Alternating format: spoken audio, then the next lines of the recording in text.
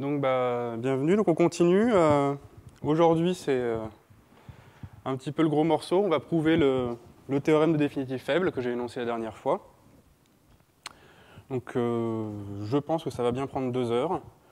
Et la dernière séance sera application de ce théorème et puis des étapes intermédiaires qu'on va voir sur le chemin de la preuve.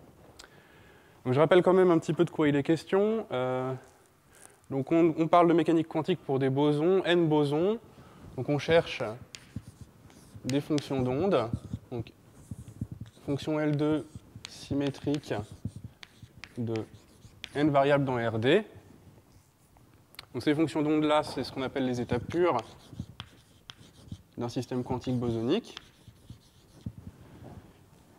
Et la notion d'état mixte aussi va être importante. Dans les états mixtes, c'est les gamma n, ce sont alors les états, donc la notation ce sera S pour states, sur L2S de Rd(n), c'est-à-dire l'ensemble des opérateurs qui sont auto-adjoints,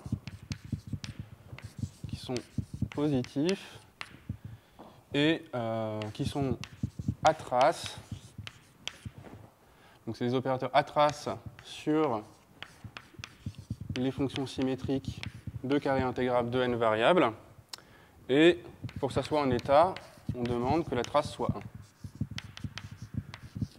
Ce qui correspond à demander ici, ce que je n'avais pas noté, que pour être un état, il faut que la norme dans L2 de ces fonctions soit 1, parce que la norme L2, c'est la probabilité de trouver les particules. Parce que si n carré, c'est la densité de probabilité, donc il faut bien que ça s'intègre en 1.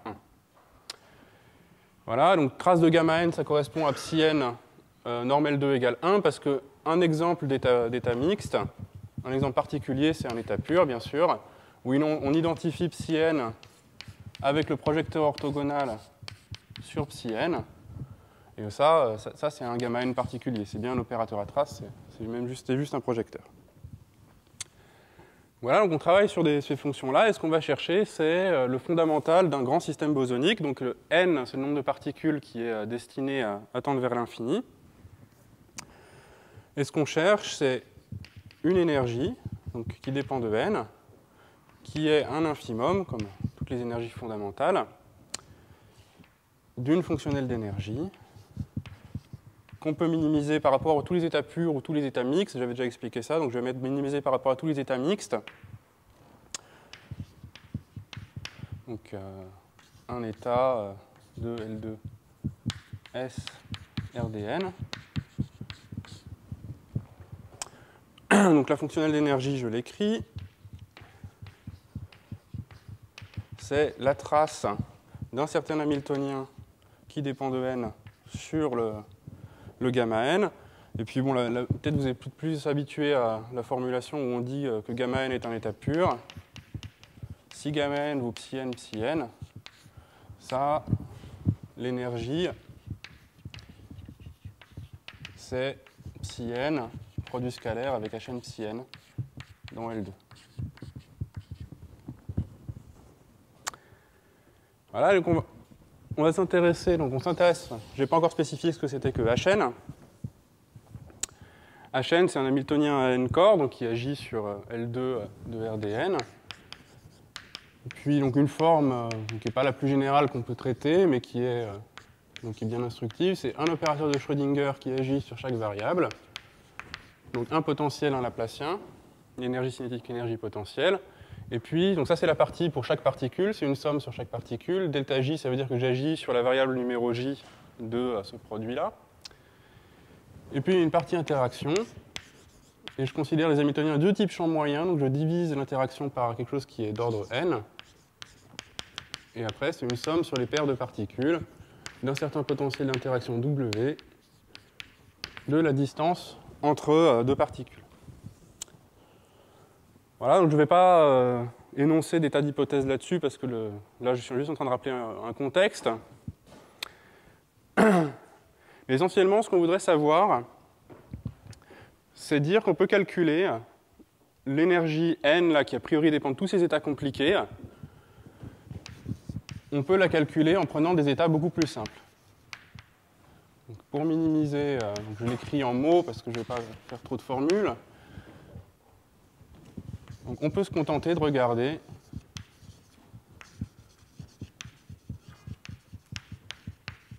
des états particuliers qui sont des états produits. C'est-à-dire qu'on peut regarder psi n qui est juste un u tenseur n, où u, c'est, bien sûr, c'est juste une fonction d'une seule variable. Donc ça, c'est pour n grand. Donc en un sens qu'on rend rigoureux, on l'a rendu rigoureux dans certains cas la dernière fois, et on le rendra rigoureux dans le cas général la prochaine fois. Donc le but aujourd'hui, j'avais déjà énoncé les théorèmes dans cette direction-là la dernière fois, et on va les prouver maintenant. Le but, c'est de comprendre pourquoi ce genre de choses est vrai, pourquoi on peut se restreindre à cette classe très particulière de fonctions, quel rôle particulier jouent ces u tenseur n dans cette histoire-là. Alors, pour dire ça, on va écrire encore une étape sur l'énergie, puis après on oubliera complètement l'énergie et on travaillera juste sur les états. C'est que cette énergie-là, En de gamma n, c'est une énergie dans un Hamiltonien avec des interactions avec juste deux particules, donc elle dépend seulement de ce qu'on appelle la matrice densité à deux corps. Donc on peut l'écrire ça comme étant la moitié de trace de H2 gamma n2, où gamma n2 c'est la matrice densité à deux corps, dont je vous rappelle la définition. Gamma n, en général gamma n petit n, par exemple gamma n2, c'est vous prenez gamma n et vous tracez toutes les particules au-delà de n. Et donc ça c'est un opérateur maintenant qui agit sur L2 de R 2D, c'est-à-dire juste deux particules. Voilà, et alors tant que j'y suis, vu que j'en ai déjà marre d'écrire L2, je vais avoir un espace de Hilbert qui est L2, et il sera noté H, parce que c'est un peu plus court à écrire. Donc ce qu'on avait raconté dans les deux cours précédents, c'est que vu que ce problème-là, de problème de minimisation, l'énergie dépend que de la seconde matrice de densité, il ne faut pas le voir comme un problème de minimisation vraiment sur toutes les fonctions L2, RDN, il faut voir comme un problème de minimisation sur des matrices densité à deux corps, et le fait que ces matrices densité à deux corps soient des traces partielles de matrices de densité à n corps, il faut le voir comme une contrainte dans la minimisation. Et en fait, c'est cette contrainte-là qui fait tout marcher. Et ici, il manque un n. Voilà, mais bon, c'est pas très important. Donc c'est vraiment important, c'est de comprendre que pour voir le rôle de ces u tenseur n dans ce problème de minimisation-là, il suffit de regarder des matrices densité réduites d'un certain état. Alors, les théorèmes de définitive, qui sont le thème principal du cours, servent justement à travailler sur ces matrices densité. Donc, petit n va être fixe, en général, petit n va être 2, et grand n va tendre vers l'infini. Dans ce cas-là, ce qu'on peut dire de ces matrices de densité, déjà complètement génériquement, on peut dire que gamma n, petit n, converge donc faiblement étoile dans S1, c'est-à-dire que testé contre des opérateurs compacts, la trace converge. Ça va converger vers un petit gamma n. Alors modulo extraction en n et modulo une extraction diagonale pour que pour tout petit n, la même sous-suite en grand n donne la convergence. Voilà, donc génériquement on a ça. Et donc ce qu'on a dit la dernière fois, c'est que pour ces limites-là, il y a un théorème qu'on a appelé avec Mathieu et Nam le théorème de définitive faible, qui vous dit il existe une unique mesure de proba que je vais noter mu. Alors c'est une mesure de proba sur la boule de l'espace de Hilbert, c'est-à-dire sur tous les vecteurs u dans l'espace de Hilbert, tels que norme de u valent 1. Pardon, soit plus petite que. Donc là, je commence à oublier un peu L2 et à mettre grand H, parce qu'en fait, tout ce que je raconte là, bien sûr, c'est vrai pour tout espace de Hilbert séparable.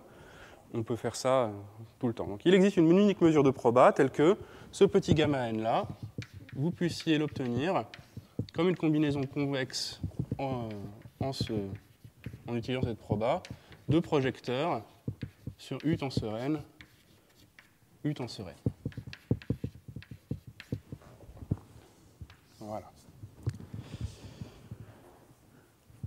Donc, une fois qu'on sait ça, on n'a quand même pas tout à fait fini de travailler sur ce problème-là. Il y a quand même encore du boulot, il y a de l'analyse à faire. Mais je pense qu'on comprend quand même déjà bien qu'on est bien parti. On comprend déjà bien le rôle de ces projecteurs sur des U tenseur n purs. Parce que quand vous extrayez une limite, et essentiellement, les limites que vous avez extraites, vous pouvez toutes les décrire en utilisant uniquement des projecteurs sur U tenseur n. Et vu que cette énergie-là, ici, elle est linéaire en la seconde matrice de densité, et que ça, c'est une combinaison convexe, on voit vraiment bien que l'infimum de ça va être atteint pour gamma n2 étant un projecteur sur U tenseur 2, U tenseur 2. Donc la dernière fois, on avait regardé comment on pouvait appliquer ce théorème-là, ou la version d'avant de ce théorème-là, c'est-à-dire ce que j'avais appelé le théorème fort, à des problèmes de minimisation comme ça. On verra aussi d'autres cas plus compliqués la prochaine fois, mais aujourd'hui, donc, on prouve ça. Donc ça, c'est ce théorème, il est dû, alors je vais mettre des crédits ici.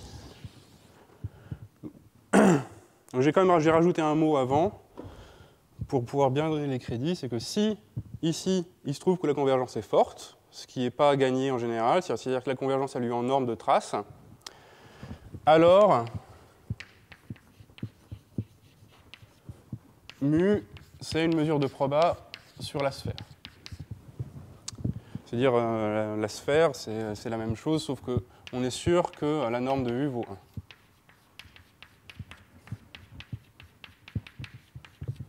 Voilà. Donc le théorème avec convergence forte, il est essentiellement dû à une première version qui est en fait plus générale, à Stormer en 69, après Hudson-Moody en 75. Et en fait, en suivant la méthode de Hudson-Moody, Hudson-Moody avait considéré seulement le cas où il y avait convergence forte. Ce qu'on a fait avec Mathieu et Nam, c'est qu'on a considéré le cas où il y a convergence seulement faible. Et j'avais expliqué un petit peu que, en fait, dans les arguments de Hudson-Moody, il y a déjà en germe ce théorème-là, parce qu'il y a un théorème encore plus général dont on peut déduire celui-là. Seulement, l'approche de Sturmer et Hudson-Moody, c'est assez abstrait, parce que notamment, on ne peut pas travailler que dans les opérateurs à traces, il faut une notion plus générale d'état.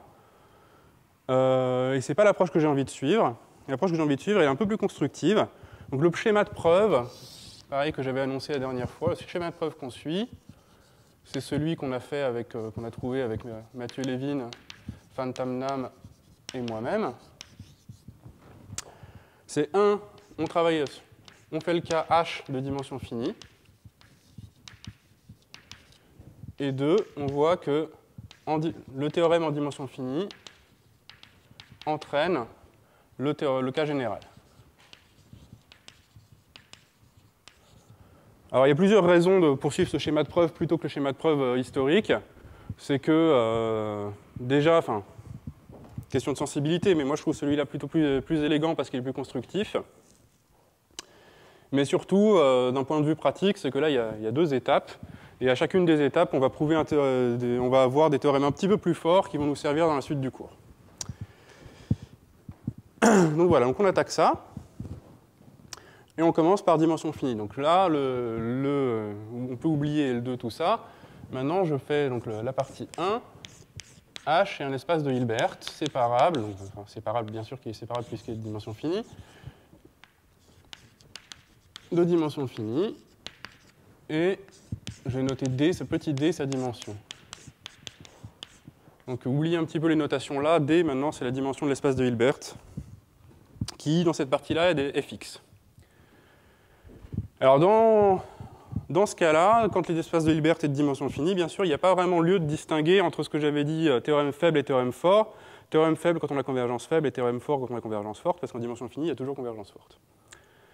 Donc, le théorème en dimension finie dit que je prends des états comme ça, j'extrais des limites qui sont toujours fortes en norme de trace.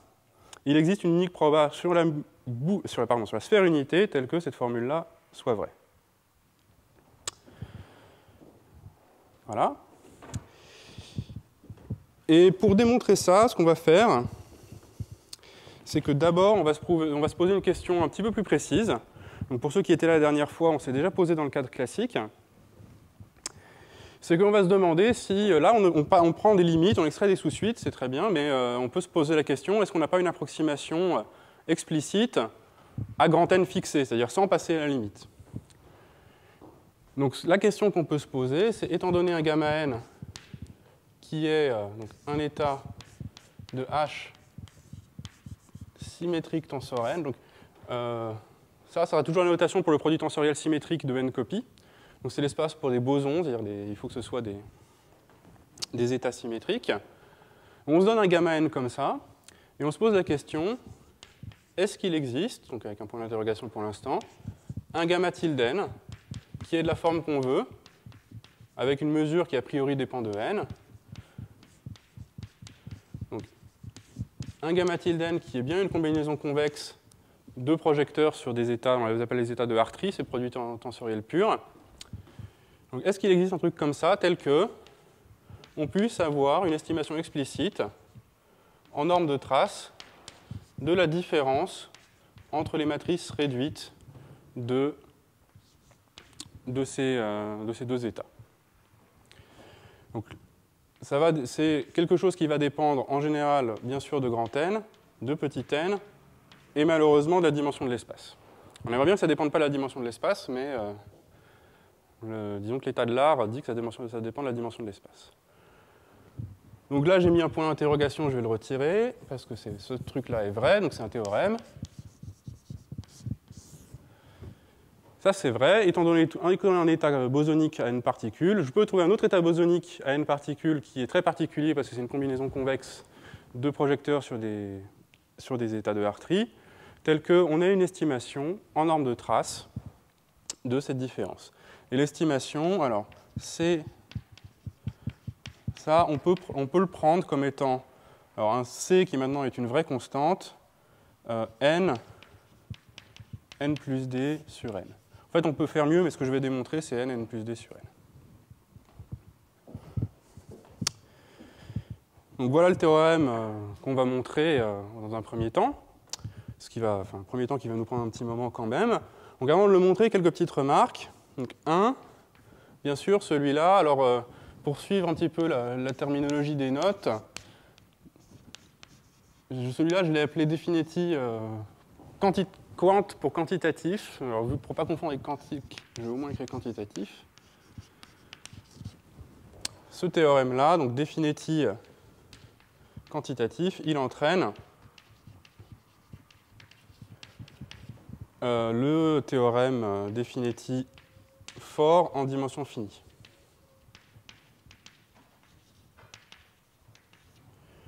Alors pourquoi? Donc, pourquoi il entraîne cet énoncé-là? Parce que bon, il y a toujours convergence forte, ça, il n'y a pas de problème. Donc les matrices de gamma n convergent fortement, modulo une sous-suite. Et il faut juste voir que les matrices de gamma tilde n convergent fortement, modulo une sous-suite. Alors pourquoi ça c'est vrai? Parce que gamma tilde n est juste défini à partir d'une mesure de proba mu n. Donc, mu n, c'est une mesure de proba. Est-ce que je l'ai écrit d'ailleurs? Je n'ai même pas écrit dans l'énoncé. Dans l'énoncé, mu n, donc il existe, si vous voulez, on va faire comme ça, il existe mu n, une mesure de proba sur la sphère de l'espace de Hilbert. Donc c'est une mesure de proba sur la sphère d'un espace de Hilbert de dimension finie. La sphère d'un espace de Hilbert de dimension finie, c'est comme une sphère euclidienne usuelle, donc c'est un domaine compact. Donc l'ensemble des mesures de proba là-dessus, c'est compact pour la convergence des mesures. Donc de cette suite de mu n, vous pouvez extraire une limite, et la limite sera une mesure de proba.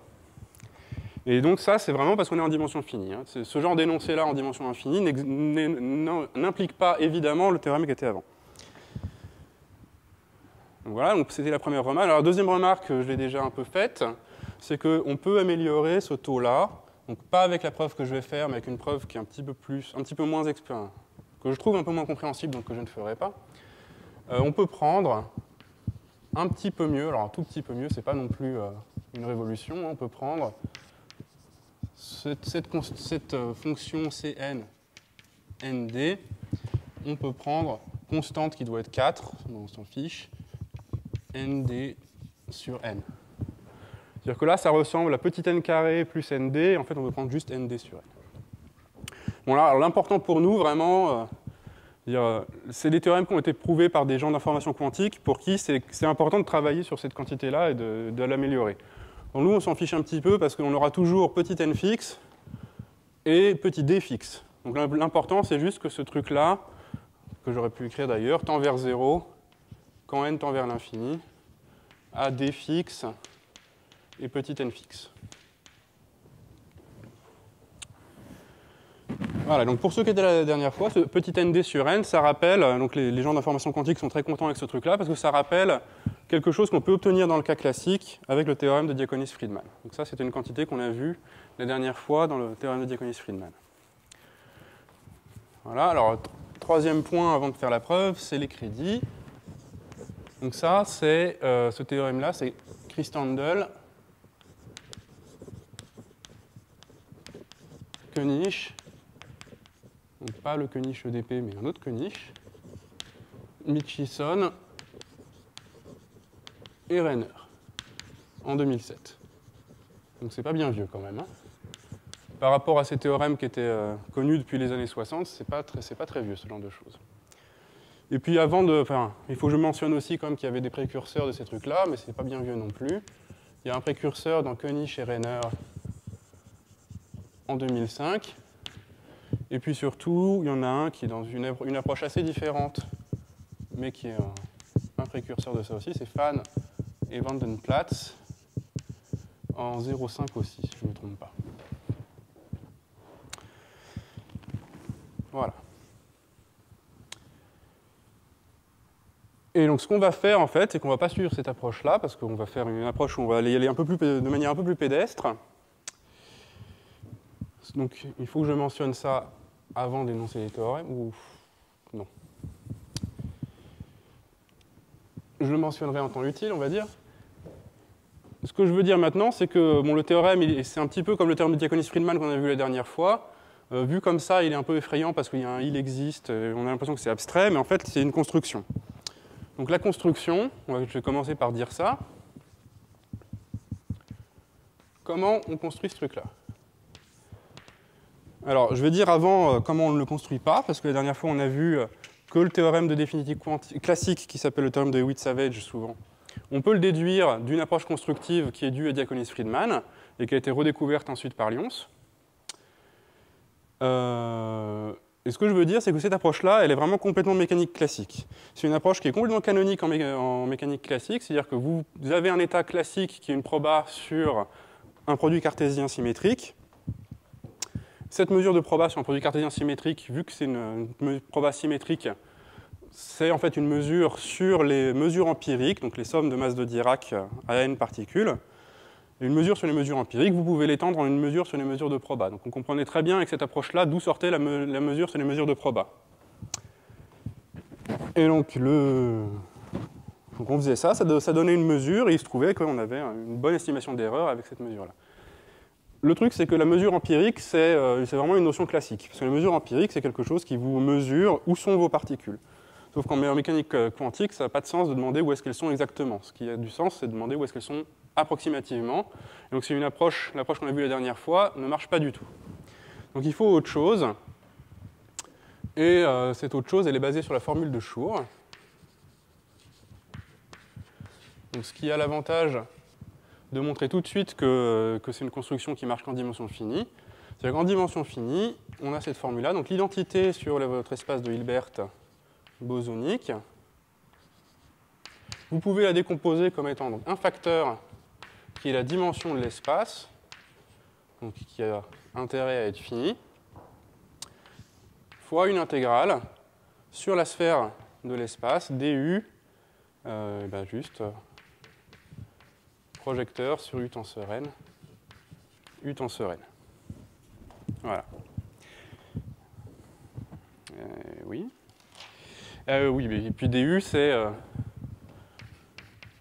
la mesure de Lebesgue sur la sphère. La mesure de R, si vous voulez. C'est la mesure uniforme de volume sur la sphère de l'espace de Hilbert qu'on identifie avec une sphère euclidienne. Donc ce qui vous dit bien que pour avoir une notion de mesure de Lebesgue sur cette sphère-là, il faut bien travailler en dimension finie. Quand même. Donc voilà cette résolution de l'identité. Alors, ce que font Christian Delkenich, Mitchison et Renner, c'est que les constructions avant étaient un peu plus compliquées, mais eux, ils se sont aperçus qu'on pouvait faire un truc extrêmement simple et dire que ce gamma tilde n, alors je vais travailler uniquement avec des états purs parce que ça va être plus simple. Donc j'ai un psi n qui est une fonction d'onde symétrique, donc c'est un élément du produit tensoriel de n copies symétriques. Ce que vous pouvez prendre comme gamma tilde n pour ce psi n, c'est donc cette dimension de l'espace bosonique, qui est un nombre qu'on calcule, fois intégrale du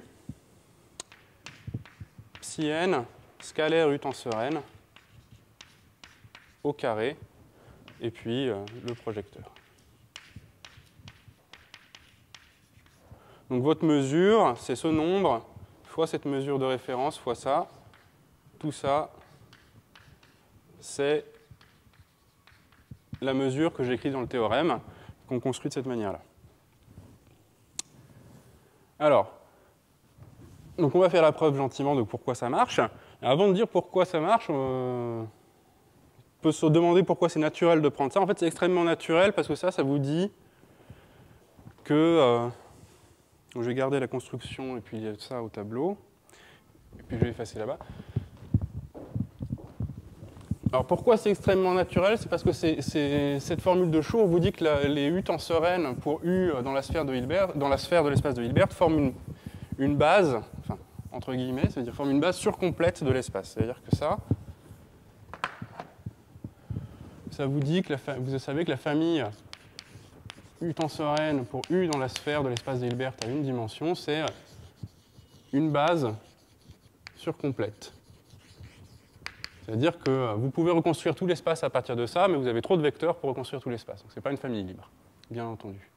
Base surcomplète de H tenseur n symétrique. Voilà.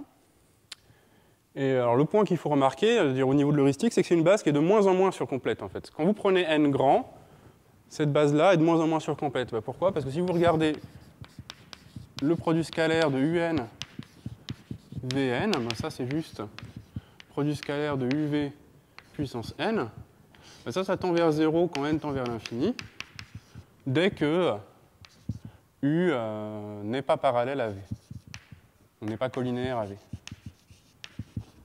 Donc ça veut dire parallèle. Donc dès que vous prenez deux vecteurs sur la sphère qui diffèrent un tout petit angle, vous fermez ce produit scalaire-là, ça tend automatiquement vers 0. Donc c'est une manière formelle de voir que cette base, vous partez d'une base qui est surcomplète, en fait, quand n devient grand, elle est de moins en moins surcomplète, parce que l'overlap entre ces vecteurs tend vers 0. Et donc, si c'était une base, vraiment une base, c'est U tenseur n, là le théorème serait trivial, parce que ça dirait que gamma tilde n là serait exactement égal au projecteur sur psi n psi n. Donc, c'est pas exactement égal parce que la base est surcomplète, mais on comprend bien que comme la base est de moins en moins surcomplète quand n devient grand, on a une chance que gamma tilde n soit proche de gamma n. Alors, c'est pas exactement comme ça qu'on va prouver les choses, mais c'est utile d'avoir cette heuristique en tête. Alors, ce qu'on va faire pour prouver ça, c'est qu'on va raisonner un petit peu comme on l'avait fait pour Diaconis-Friedman. Donc, c'est des idées complètement différentes, mais il y a quand même des ponts entre les deux. C'est qu'on va se dire, au lieu de faire des estimations un petit peu force brute, c'est que ce gamma tilde n, il est parfaitement explicite, donc on va calculer ces matrices de densité. Et donc là, il faut que je regarde mes notes, parce que la formule est un petit peu horrible, mais vous allez voir qu'on ne va pas se la trimballer trop longtemps. Donc il y a un théorème qui là est dû à Kiribella, c'est ce que je voulais citer tout à l'heure et que je fais maintenant, en 2010. Qui vous dit, donc avec cette construction-là, ce qui m'intéresse, c'est calculer les matrices de densité à n particules de gamma tilde n. Et donc la formule dit, alors pardonnez-moi, elle est vraiment pas très jolie, mais on va voir qu'elle est quand même très utile. Donc il y a un nombre qui est n plus d-1 factoriel n, ça puissance moins 1. Donc ça, c'est le coefficient du binôme, c'est CNK. Il semble que la notation anglo-saxonne est gagnée, donc je la note comme ça. Ensuite, il y a une somme de k égale 0 à petit n. 2, encore un coefficient. Gamma n, L, tenseur symétrique, identité sur H, tenseur n-L. Et alors il faut que je précise un petit peu ma notation, c'est que ce gamma n, L, tenseur symétrique, l'identité, je précise la convention numérique parce qu'il n'y a pas vraiment un consensus sur quelles sont les normalisations qu'il faut mettre quand on prend un produit tensoriel symétrique. Donc, pour moi, ça sera toujours L. Pourquoi L? C'est K. C'est K. Gamma n, K, K. Donc, il y a un facteur qui est 1 sur K factoriel, n moins K factoriel. Une somme sur les permutations de K éléments. Donc, SK, c'est toujours le groupe symétrique de K éléments, de K permutation. De gamma n, K. Alors, je vais noter gamma nk indice, sigma 1, sigma k, pour dire que c'est gamma nk qui agit sur les variables sigma 1, sigma k. Et puis, tenseur, l'identité sur les variables sigma k plus 1 jusque sigma n. Et du coup, ça, c'est sur les permutations de n éléments, pardonnez-moi. Voilà, je pense que c'est à peu près correct. Donc voilà ce que Kiribella prouve. Grand gamma nk, donc c'est la matrice de densité réduite d'ordre k de ce psi n psi n. Donc je vais écrire ça là. Donc, je pourrais faire tout ça avec un état mixte, hein, mais psi n, je prends un état pur parce que c'est plus simple. Donc gamma nk, c'est la trace de k plus 1 à n de projecteur sur psi n psi n.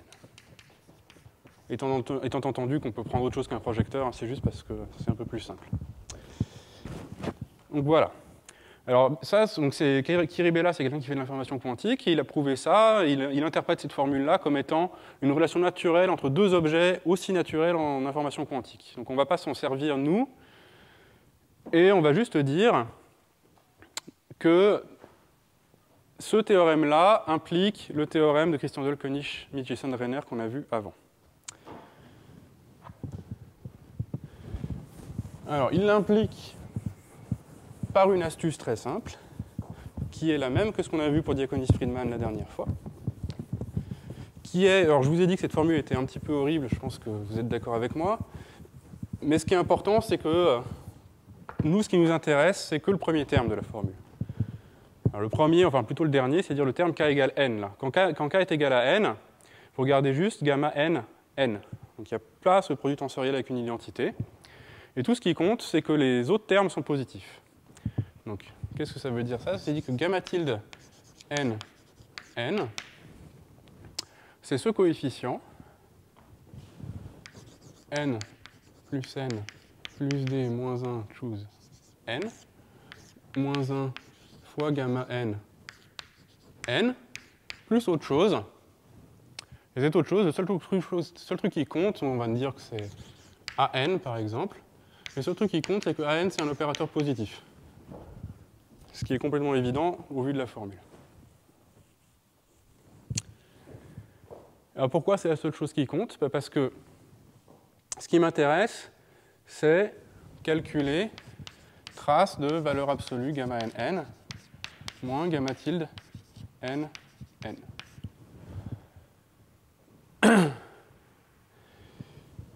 Ben ça va être trace de an, parce que an est positif. Donc là, j'utilise juste l'inégalité triangulaire. Donc je dis que c'est la trace de la valeur absolue de an, et an est positif.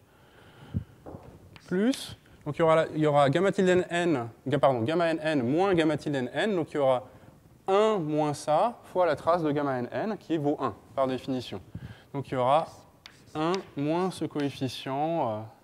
Alors c'est pas le même que la dernière fois. Disons c'est 2 de n d petit n, qui est ce coefficient-là.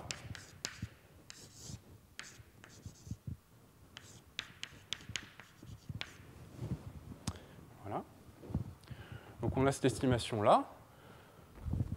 Et en fait, Maintenant, vous prenez juste la trace de cette formule. Là, on a pris la trace de la valeur absolue de la formule. On prend juste sa trace. Ça, cette trace 1. Ça, cette trace 1. Et donc, ça nous donne la trace de celui-là. Donc, en prenant juste la trace de cette formule, vous voyez que trace de AN doit être égale au même coefficient 1 moins C2 n dn. Donc ça, c'est plus petit que 2 fois 1 moins C2 n dn. Voilà.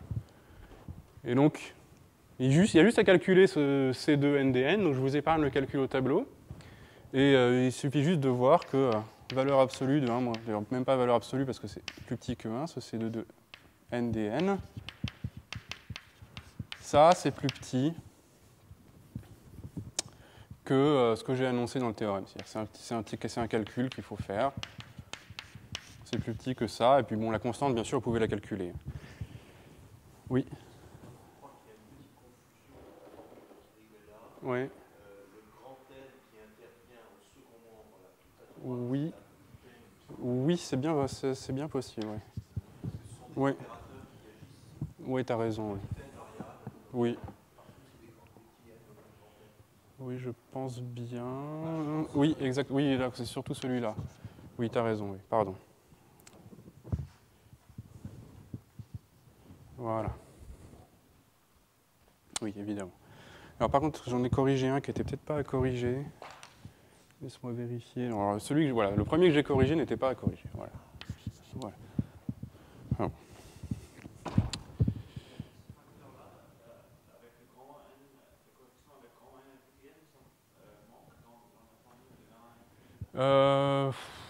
Oui, tu as raison. Oui. Donc ce C2NN, en fait, donc disons qu'il y a un autre coefficient. Voilà. On va le faire autrement. On va juste dire que ça, c'est C2NN. N, D, N. Et ce C2NN, bah, c'est comme tu viens de dire, c'est ce coefficient-là fois celui-là. Voilà. Pardon. Et je pense que là, c'est correct. Voilà. Donc on a la preuve, modulo ce théorème-là, on a la preuve du théorème d'avant. Et je crois que c'est tout ce que je voulais dire là-dessus. Et juste dire, donc ça c'est originellement dû à Kiribilla, qui donne une preuve assez combinatoire. Il y a une autre preuve de Haro. Donc, Haro donne une autre preuve de ça en 2013. Et alors la preuve que je vais faire, c'est une preuve qu'on a faite avec Mathieu et Nam, donc l'an dernier aussi. Mais bon, pour laquelle je prétends pas que ça soit follement original, notamment parce que déjà, Lib et Solovej l'ont trouvé indépendamment, pour d'autres raisons d'ailleurs. Ils ne s'intéressaient pas vraiment au théorème de Definetti, mais à autre chose, mais il se trouve qu'on trouve cette formule-là apparaît dans cette autre chose aussi. Donc aussi l'an dernier, mais comme c'est deux personnes très occupées, je ne sais pas quand l'article sortira. Et puis, je voudrais quand même dire que non seulement ça a été trouvé indépendamment par Lib et Solovej, mais cette preuve que nous, qu'on va faire, qu'on va voir maintenant, elle nous a vraiment été inspirée par les articles d'Amari et Nière sur ce même sujet. Amari et Nière ont une approche semi-classique des théorèmes de Definetti, où ils disent que ces mesures de Definetti, c'est des mesures de Wigner en dimension infinie. Et ils ont aussi cette approche en deux temps, où on fait d'abord dimension finie, puis le cas général, avec des outils qui sont assez proches de ce qu'on fait. Et c'est vraiment en lisant leurs articles qu'on a eu l'idée d'écrire la preuve qui va suivre. Donc ça, c'est des articles, ça va de 2008 à 2011, il y en a plusieurs. Le principal étant celui de 2008. Voilà, donc je pense qu'on peut effacer ce théorème, puisque maintenant on se concentre juste sur montrer cette formule-là. Et alors, ça j'efface aussi. Alors, pour montrer cette formule-là, on va très vite se débarrasser de la formule elle-même, parce qu'elle est quand même assez lourde. Et on va dire que, en fait, on peut faire un truc assez simple. C'est que pour caractériser cet opérateur-là, il suffit de tester sur des V tenseur K. Donc il va y avoir trois lemmes. Le premier lemme, c'est... Donc je prends un opérateur gamma K, disons, qui est... ça peut être un état, hein, je pense qu'on peut prendre autre chose, ça peut être plus général. Donc c'est un état sur H tenseur K symétrique. Et je dis que si V tenseur K gamma K, V tenseur K vaut 0 pour tout K, pardon, pas pour tout K, c'est pas ça, c'est pour tout V dans la sphère, alors la gamma K est nulle.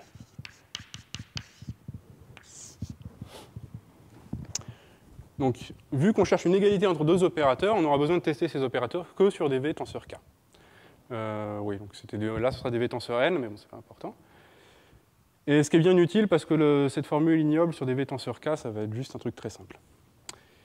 Alors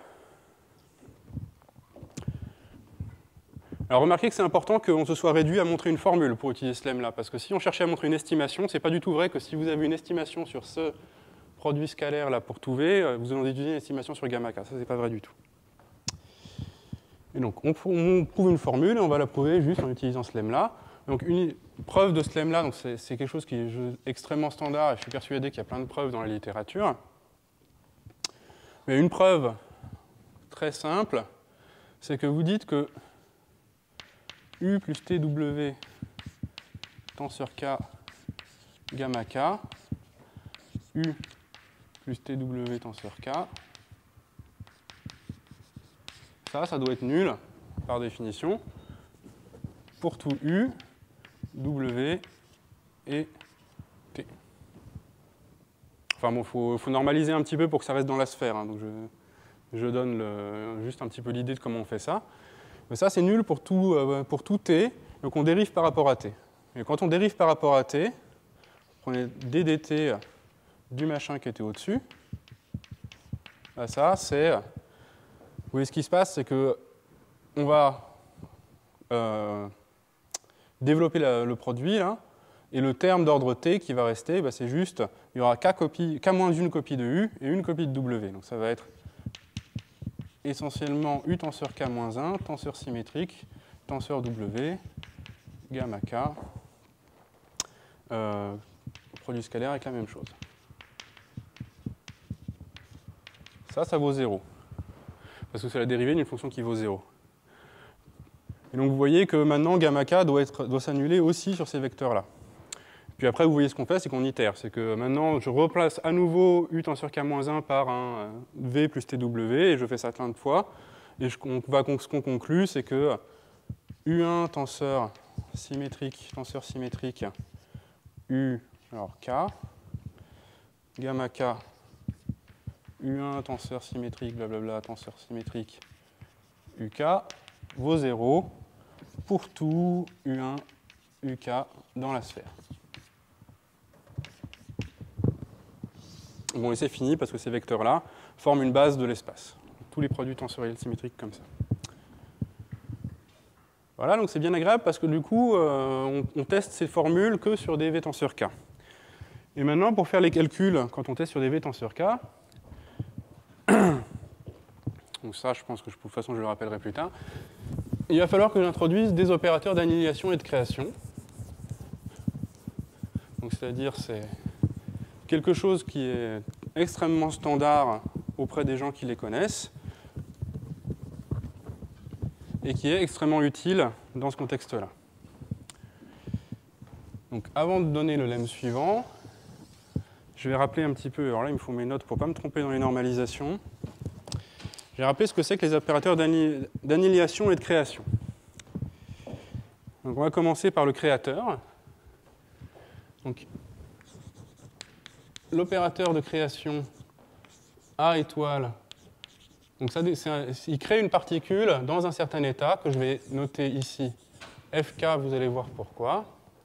Donc c'est un opérateur qui envoie H tenseur K-1 dans HK, c'est-à-dire qu'il crée une particule. Vous prenez des vecteurs à K par moins une particule, vous obtenez des vecteurs à K particules.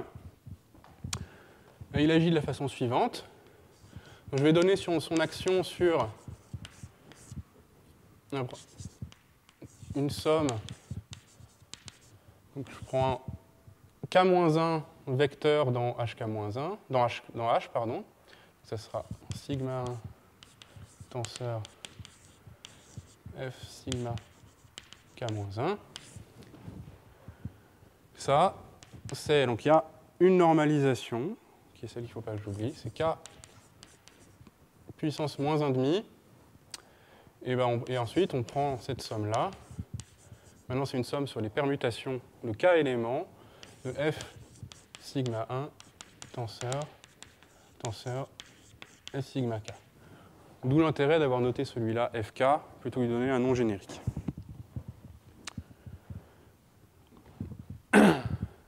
Ça, c'est le créateur. Donc, bien sûr, c'est un opérateur qui agit sur l'espace de Fock, hein, vu qu'il agit sur tous les secteurs comme ça, on peut l'étendre en notre opérateur sur l'espace de Fock. Et puis, il a un adjoint formel qui est l'annihilateur,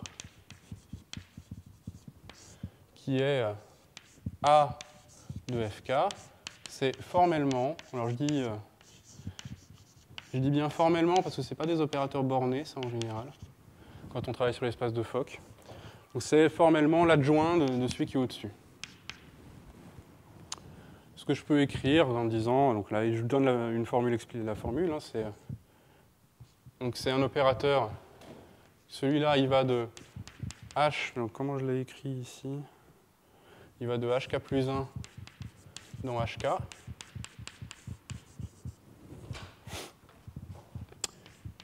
Et il agit de la façon suivante. Donc sur une somme sigma dans SK plus 1, F sigma 1, là je ne vais pas dire FK, c'est pas très joli, je vais dire un V générique, qui quand il agit sur une somme comme ça, c'est donc un facteur de normalisation qui ici vaut K plus 1 racine carrée, une somme sur les permutations de SK plus 1. Vous prenez V, produit scalaire F sigma 1, et vous gardez les K-1 autres.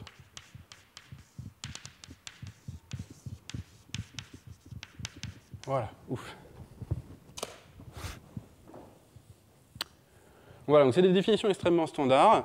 Et puis ceux qui les connaissent déjà savent très bien que ce qu'on fait, c'est qu'on oublie tout de suite ces définitions et on dit que ces opérateurs-là satisfont les relations de commutation canoniques, donc Canonical Commutation Relations, qui disent que si vous prenez UV deux vecteurs, donc par exemple dans la sphère, vous avez toujours que l'annihilateur, les deux annihilateurs commutent.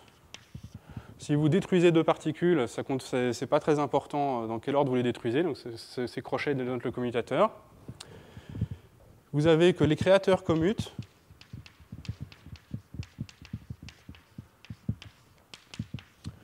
Si vous créez deux particules, ce n'est pas très important dans quel ordre vous les créez. Par contre, si vous créez puis détruisez ou détruisez puis créez, là ça ne commute pas. Et le commutateur est un nombre qui est le produit scalaire. Voilà. Oui. Donc donc je ne vais plus jamais me servir de ces formules-là, donc je vais les effacer tout de suite. Pour vous écrire l'autre chose importante qu'il faut savoir sur ces opérateurs-là, c'est que vous pouvez définir la matrice de densité AK particules en les utilisant. C'est-à-dire que je cherche à caractériser V tenseur n, gamma n, petit n, V tenseur n. Vu ce lemme-là, si je caractérise ça pour tout V, ça me caractérise gamma n, n. Ben ça, c'est un coefficient qui doit être, que j'ai oublié bien sûr, qui est n-n factoriel sur grand N factoriel, trace de A étoile V itéré n fois, AV itéré n fois sur gamma n.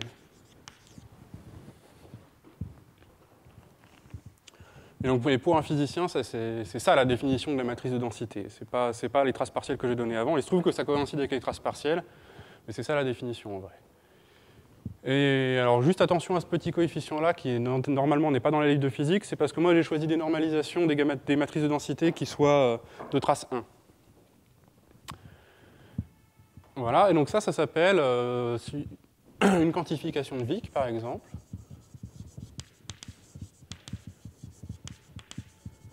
C'est-à-dire c'est la manière de passer de gamma n à gamma n n. Et sinon l'autre mot-clé qu'on trouve surtout dans les livres de physique, c'est l'ordre normal. C'est-à-dire que ce qu'on appelle l'ordre normal, c'est ces opérateurs-là, ces A star et ces A, ne commutent pas, donc il y a une manière canonique de les mettre les uns après les autres. Et l'ordre normal, c'est vous mettez tous les annihilateurs d'abord, puis tous les créateurs. Donc vous détruisez plein de particules d'abord, puis ensuite vous en recréez d'autres. Voilà, donc la CCR, on s'en souviendra. Et donc l'observation maintenant, qui va donner le théorème, qui va donner la formule, l'observation c'est gamma n, c'est l'ordre normal. Alors le lemme qu'il faut observer, c'est que mon gamma n tilde, alors je regarde gamma tilde n, si je prends v tenseur n, gamma tilde n, donc celui qu'on a défini en utilisant le lemme de Schur,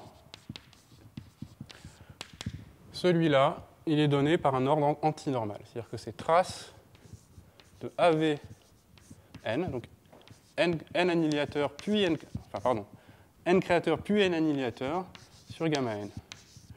Et puis il y a un coefficient pas très joli à nouveau. N plus d moins 1 factoriel sur n plus petit d moins 1 factoriel. Voilà le lemme.